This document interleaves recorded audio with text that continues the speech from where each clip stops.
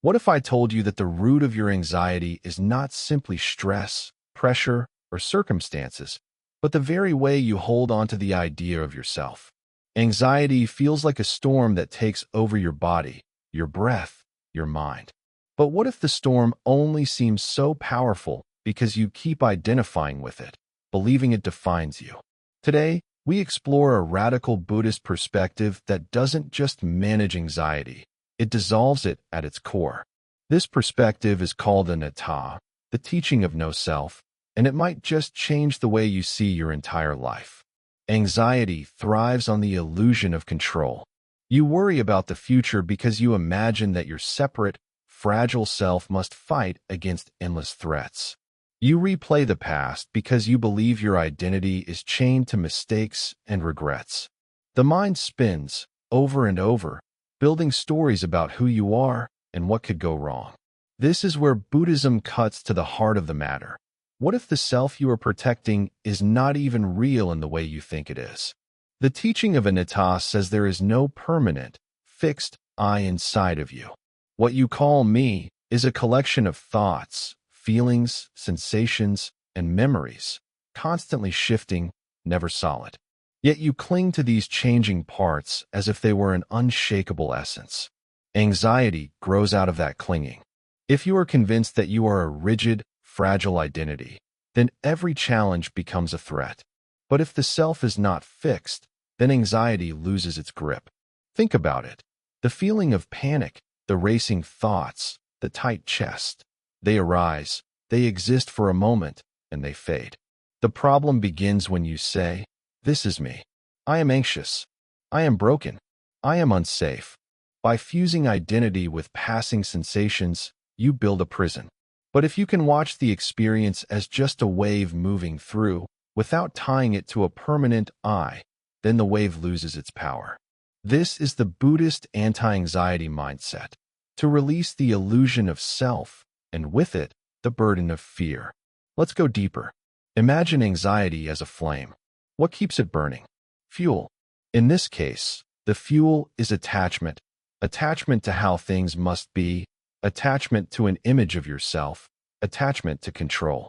When you begin to see that the self is not fixed, the fuel runs out. Without fuel, the flame naturally dies.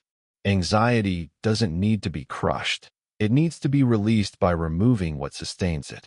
But here's the paradox. When people first hear no self, they often panic. They think, if I have no self, then who am I? Won't I vanish? But Buddhism doesn't mean you literally disappear. Instead, it means you see that your identity is not a prison of fixed walls. It's more like a flowing river. The water is always moving, changing, transforming. You exist, but not as a frozen entity. You exist as a process. And if you are a process, then fear of being shattered, broken, or permanently stuck loses its meaning. Anxiety often comes from resistance. Resistance to uncertainty, resistance to impermanence, resistance to discomfort. You want the world to stay still, predictable, controllable. But the world is not like that. Nothing is permanent, not your thoughts, not your fears, not even your body. The teaching of anatta invites you to lean into that impermanence rather than fight it. When you stop demanding that life conform to your control, anxiety begins to fade. There's another layer, the practice of release. In Buddhism, release is not suppression.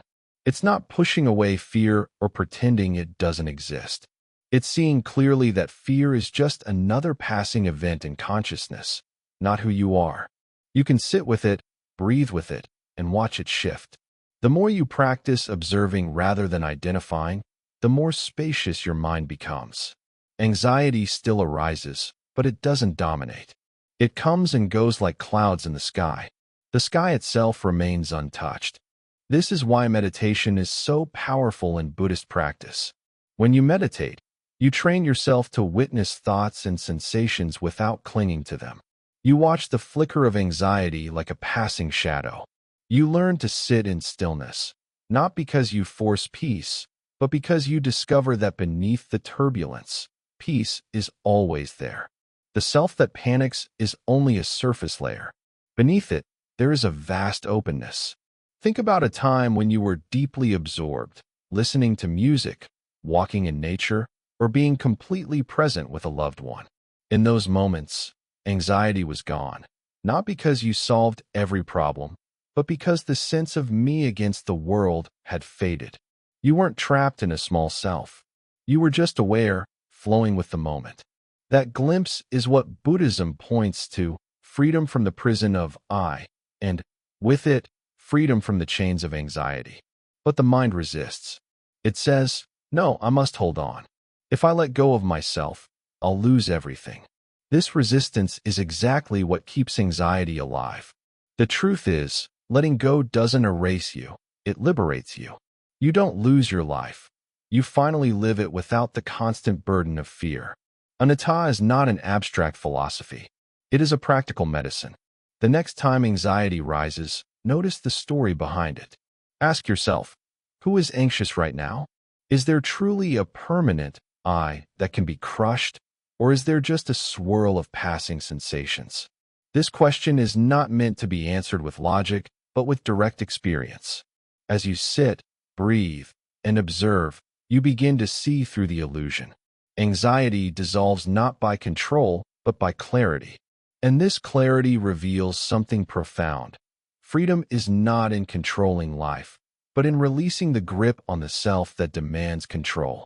Once you see this, your relationship with anxiety changes forever. But here's the paradox that makes anxiety so slippery. The more we resist it, the more it grips us. The more we tell ourselves, I must not feel this way, the louder the feeling grows. In Buddhist practice, this resistance is simply more craving, more clinging, another layer of attachment to the illusion of control. Imagine anxiety like a storm cloud drifting across the sky. If you try to fight the cloud, push it away, or demand that it vanish, it only lingers heavier in your awareness. But if you acknowledge it, here is the storm, you suddenly realize it is passing, never permanent, never you. It is just another ripple in the vast sky of awareness. This is the freedom the Buddha pointed toward, the understanding that you are not your passing states, not your restless thoughts, not even your fears. Modern psychology increasingly mirrors this insight. Practices like mindfulness-based therapy are built on the principle of non-attachment, of noticing thoughts and emotions without judgment. The Buddhists were teaching this thousands of years ago. Sit with the feeling, don't push it away, don't inflate it with stories. Let it rise and fall naturally, like a wave returning to the ocean. Anatta is not about destroying the self. It is about realizing that the self was never a fixed entity to begin with. And once this is seen, anxiety loses its throne. It cannot rule what it cannot define. But you may ask, how does one live practically with this mindset? How do you carry anatta from the meditation cushion into daily life, where stress is real, deadlines loom, and responsibilities never end? The answer lies in cultivating small moments of release. Every time you pause to breathe, every time you notice tension in your chest and let it soften, every time you recognize a thought as just a thought and not an eternal truth, you practice release. This is not escapism. It is wisdom in action. You do not abandon your responsibilities, but you learn to meet them without carrying the extra burden of identity. You stop saying, I am my stress, or I am my fear. Instead, you say, stress is present, fear is present, and like all things, it will pass. Buddhism also offers the powerful practice of compassion. When you stop clinging to a fixed self, you naturally expand into a deeper awareness of others. Anxiety often shrinks us inward, making us obsessed with our own survival. But compassion dissolves this contraction. By turning toward others with kindness, you step out of the prison of your own restless mind. The Dalai Lama often reminds us that one of the surest ways to ease our suffering is to focus on easing the suffering of others. This shift in perspective breaks the cycle of anxious self-centeredness and opens the heart to a much larger horizon. And yet, the journey is not about quick fixes. Buddhism is honest. Anxiety will return, just as storms return to the sky. The path is not about eliminating storms forever. It is about knowing the sky remains untouched, always vast, always free, no matter how many storms pass through. With each practice of release, you deepen your trust in that vastness. You see that even in the midst of chaos, there is a still point, a center that is not shaken. Think of it this way. Anxiety thrives in the story of permanence. It whispers that the pain will last forever, that the uncertainty will never end. But Anatta cuts through this lie. Nothing is permanent. Even your sense of self is in flux, let alone your temporary fears. When you see this truth clearly, you are no longer bound by the illusion of forever. You begin to rest in the flow of impermanence, not fight against it. And that resting is where peace grows. So what does release really mean? It is the willingness to stop grasping, even if just for a moment. It is choosing not to identify with the endless chatter in the mind. It is exhaling fully and realizing you were never meant to hold so tightly. Release is not laziness, not giving up, but the deep wisdom of trusting the natural unfolding of life. As the Buddha said, you only lose what you cling to. Anxiety cannot survive without your clinging. When you loosen your grip, you loosen its power. Now let me ask you, have you ever experienced a moment when you simply let go, and in that letting go, everything suddenly felt lighter? Maybe it was during meditation, or maybe it was something as simple as watching a sunset or hearing music that carried you beyond yourself. That taste of release is a glimpse into what the Buddhist path offers, not as a rare event, but as a way of living. A life where you do not carry the unnecessary weight of I, me, mine, but instead move with the flow of existence, open, compassionate, unafraid. The Buddhist anti-anxiety mindset is not about suppressing or erasing feelings. It is about transforming your relationship with them. It is about remembering that you are not the storm, but the sky. You are not the thought, but the awareness in which thought arises. You are not bound by fear, because fear is not permanent, and neither are you. And when this realization sinks deeper, when anatta becomes lived and not just understood, you find a freedom that anxiety cannot touch. So I leave you with this. What would your life look like if you stopped clinging to every anxious thought and instead let it drift like a passing cloud? Would you feel lighter? Would you breathe easier? Would you finally see that the peace you've been searching for was always here, waiting beneath the noise of the self? Share your reflections in the comments. I would love to hear how this teaching resonates with you. And remember, the journey of release is not a single step, but a daily practice.